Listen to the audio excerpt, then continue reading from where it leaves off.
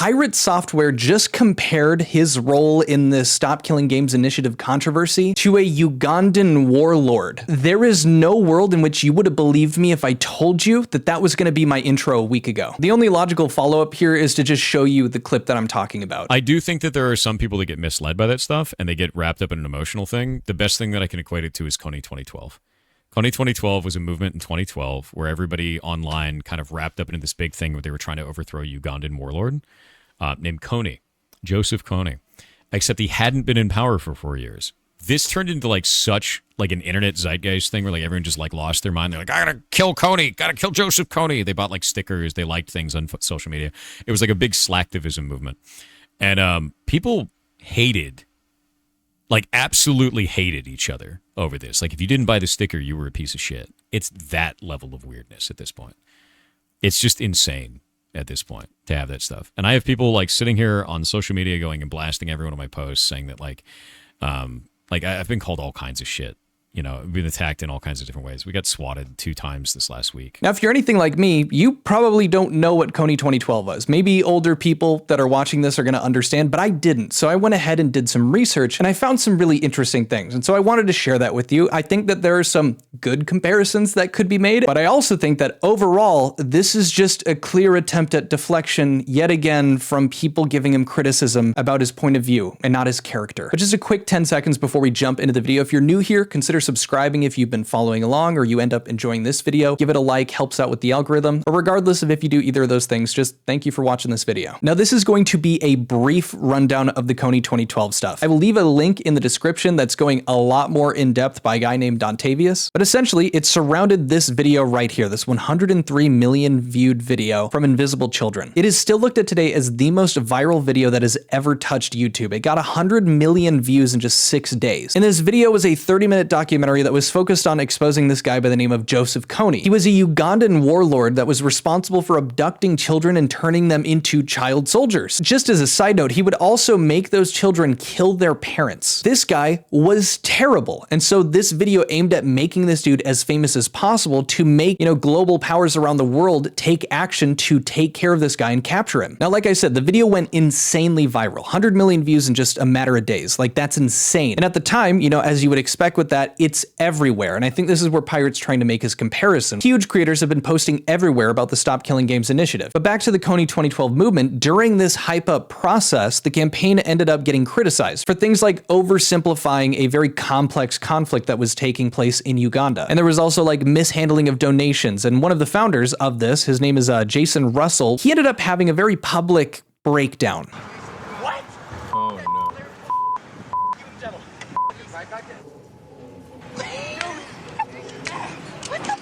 Yeah, I mean, it ends up kind of fizzling out this movement for Kony 2012, and it made Kony very famous, which was the goal of the campaign, but they didn't end up actually capturing Kony. There is so much more to that story, again, link in the description, but let's get into Pirate Software and his comparison of the Stop Killing Games initiative with this movement. First, I think let's give credit where credit's due. Where can we find the comparisons that Pirate is trying to make here in this situation? When Kony 2012 was blowing up, pretty much anybody that disagreed with it was just completely drowned out by the overwhelming majority being like, this is an incredible movement, we need to support this. There was like a sense of moral high ground for the people that were in support for the movement because it was about, child soldiers and how that's not good. I'm assuming Pirate Software here is comparing the Stop Killing Games initiative in the sense that pretty much everyone is behind the movement because it's good for consumer rights, for, the health of games. And because he disagrees with the initiative as he understands it, he's faced an insane amount of pushback. And even as he's claimed, he's been swatted 2 separate times and all of the tens of thousands of death threats that he's received. I've had tens of thousands of death threats a day, including to the moderators and the rest of the team. And yes, you can make the argument that you lose the nuance of the situation when it gets this big. And especially when there's, emotion behind it, like the preservation of video games, you get a bunch of gamers that are tuning into this situation. Yeah, it's going to make it harder to, assess legitimate critical information. It's easy easier to just fall in line with the majority. That's just kind of a universal truth. We understand that. And I think the other thing that I could give Pirate credit for is that the narrative over time with both of these has kind of become more simplified. Like for Kony 2012, they made a clear villain, you know, Kony, and then a simple solution, just make him famous. And that's all that there was. They didn't go into the complex situation that was happening in Uganda. I'm not going to act like I know it, but it doesn't take a rocket scientist to understand that, yeah, maybe we didn't understand the intricacies of what was going on in Uganda at the time. And for the Stop Killing Games initiative, yeah, we can start to lose a bit of that nuance and a bit of that conversation being had when we're just looking at the fundamentals being like, hey, we should be able to leave games in a functional, playable state. I think the majority of content that has covered this entire situation doesn't go in depth on that because it ends up getting a bit more complex. And there's not, you know, as many game developers as there are people tuning into drama, right? But if you're interested, I'm actually going to link a video right here. This is my interview that I had with a game developer to talk about some of those intricacies. But if we're being honest, like that is another potential good point. The Stop Killing Games initiative, like Kony 2012, isn't wrong. It's just a lot of conversations, particularly around the drama, you know, such as myself. Videos like mine and others that have covered it are missing some of the complexity. I think that fact has to do with that we've kind of moved into more focusing on Pirate Software because he just keeps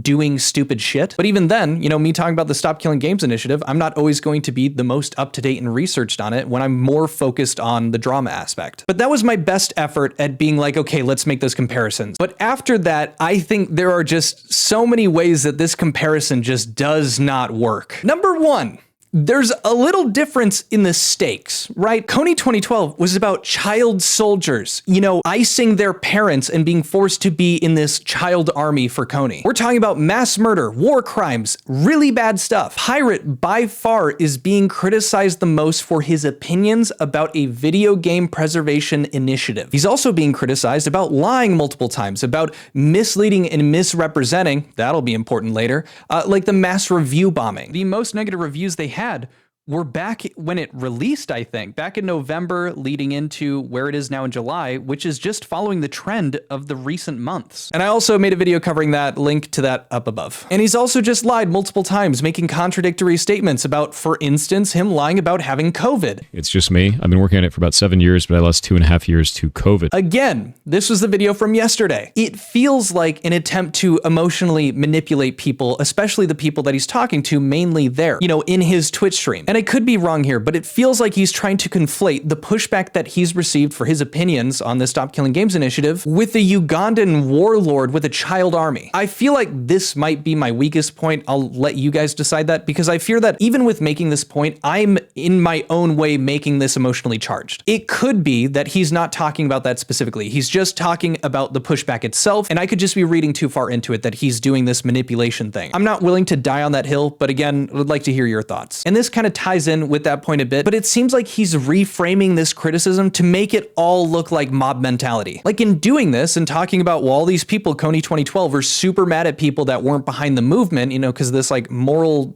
high ground thing. He's shifting the legitimate criticism, like about him just being really insufferable when he disagrees with people. All of this can eat shit then. I drop the mask entirely. I have no qualms about that. They can eat my entire ass. The whole thing. Or him like completely misrepresenting the initiative and his opinion sucking. Or him deleting live stream VODs and lying about it. So instead of that, I just deleted all the VODs where we were talking about it. I kept my videos up and I walked away. And making this comparison, he's just trying to like group all of these people into a mob and say that they're just there because everyone else is here and everyone else is shitting on him, as opposed to the fact that maybe just a lot of people are reacting to his actions. He's trying to make all of this valid criticism and backlash that he's receiving all just look like drama frogs just hopping into his story. And maybe, you know, there is a good chunk of people that are doing that, but to make it seem like that's the case, as opposed to him just like repeatedly over and over having really bad opinions or just very provably being wrong multiple times and then doubling down and just choosing to die on that hill because of his ego. And again, it just feels like he's trying to circumvent, you know, legitimate criticism. And it's not like the people that have issues with him just came out of nowhere. He chose to make the videos about the Stop Killing Games initiative and he ended up making them very poorly. And then he made the decision to double down, triple down, quad, keep going. He's not like some passive victim that was just minding his own business and all of a sudden people were like, we don't like that you're talking with a fake deep voice, or that your millennial humor just isn't up my alley. He had doo-doo batter opinions, plain and simple. And so to wrap it up, he's taking this Kony 2012 movement and making an analogy to it about what he's experiencing to play the victim. He simply misunderstood. And to make this comparison, it just feels like he's trying to dodge accountability for all of the criticism going his way. Criticism which he earned through his own actions. And I guess I don't blame him, because if you're not willing, if your ego won't allow you to, apologize or maybe correct yourself, something like that. Yeah, I mean, what else could it feel like other than personal attacks when you feel that every criticism at you is directly attacking who you are? Although at this point, it's becoming more and more clear that this is just who he is. And don't get me wrong, yes, Stop Killing Games initiatives does have its flaws. There's no denying that. That's why it's a foot in the door, because we hope to, figure out those kinks and work it out through the process of having that conversation when it ends up going forward. But again, for Pirate to make this comparison to the Kony 2012 thing, I feel like he's doing the exact same thing that he's calling out here. He's being reductive. I think I've already said this multiple times in this video, so I'm sorry, but he's just trying to diminish the legitimacy of any criticism being thrown at him. And so after going over both these, and again, I could be wrong, I didn't really get to live in and experience the Kony 2012, experience. But based on what I had looked into, this feels like not just like he's reaching with this analogy, but that he's using it as a deflection. But I'm genuinely very interested to hear what you guys have to say about this one. If you stayed this long, hey, check out the Discord, link in the description. And if you're interested in supporting the channel in my attempt to keep these daily uploads coming, consider becoming a member. I don't necessarily have perks for you guys yet, but if you have an extra $1 and you'd like to support me, consider it. But again, thank you for just taking the time to watch this video. I hope you enjoyed it, and I'll see you guys later. Adios. Peace. Bye.